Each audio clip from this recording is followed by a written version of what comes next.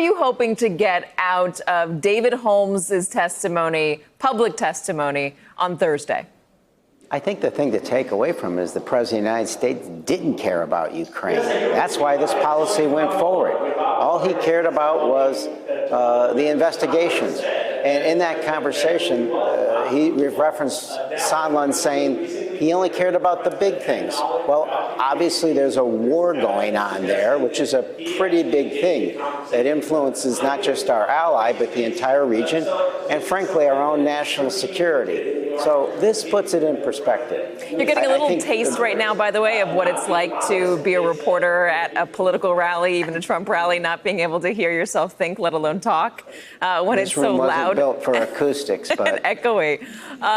Gordon Sondland is supposed to testify on Wednesday, Congressman. Are you expecting him to show up? I do, and I expect him to tell the truth, as we do with every witness who testifies. When you testify to Congress, you're testifying to the American people.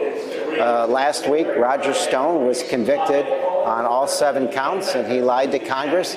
He's going to pay the price. A message for anyone who testifies. Again, when you talk to Congress, you're talking to the American people, and they deserve the truth. But I do expect the truth from Ambassador Sondland.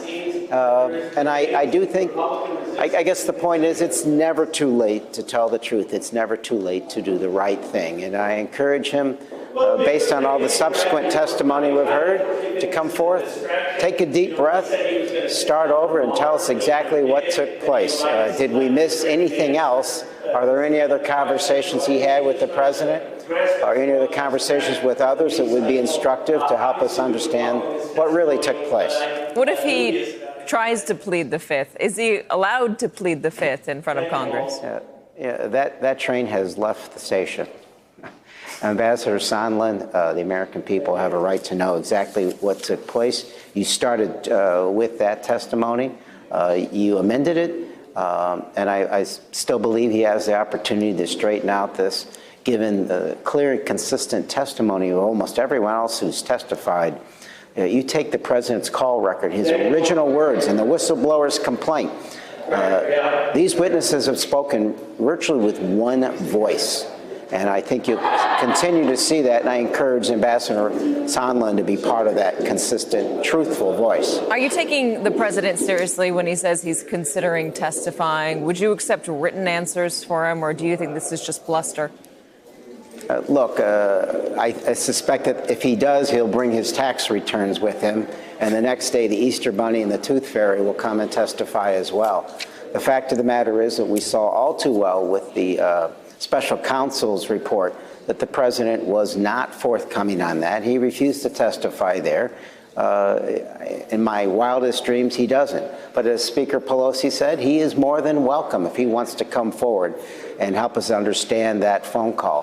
Why was he pressuring an ally at their most vulnerable time for personal political gain? So he's certainly welcome. I take him at his word. I don't necessarily have a lot of hope that it'll actually happen. I was talking to Congressman Raskin a little bit earlier today on my 2 p.m. show, and I asked him when he expects House Judiciary to take the reins, and he said that he expects to get the evidence and the testimony from the other committees, Intel and Oversight, et cetera, in the next couple weeks, either over the Thanksgiving holiday or maybe right after that. Is that timeline the same timeline that you're working under? You know, there has to be some flexibility, as we understand. Obviously, you've seen testimony change and additional people come and testify. One witness leads us to additional information, which really helps you want to learn more from another witness. So it all builds upon itself. But I think that's a proper flow of time. Everything is still on the table. Those decisions will be made once we finish this week's testimony. Can you please tell me who that was doing an interview beside you? I'm dying to know. Yeah, we'll leave the names anonymous to protect the guilty. Congressman Quigley. Congressman, thank you very much for joining us. Sure, we appreciate anytime. it. Hello, YouTubers. If you're watching this, it means you've checked out our channel, so thank you. Now do me a favor, subscribe by clicking on that button down there. Click on any of the videos to watch the latest interviews and highlights from MTP Daily and MSNBC. You can get more Meet the Press content every morning in the First Read newsletter. If you're tired of content that you don't know anything about where it came from, you don't have to have that problem with us.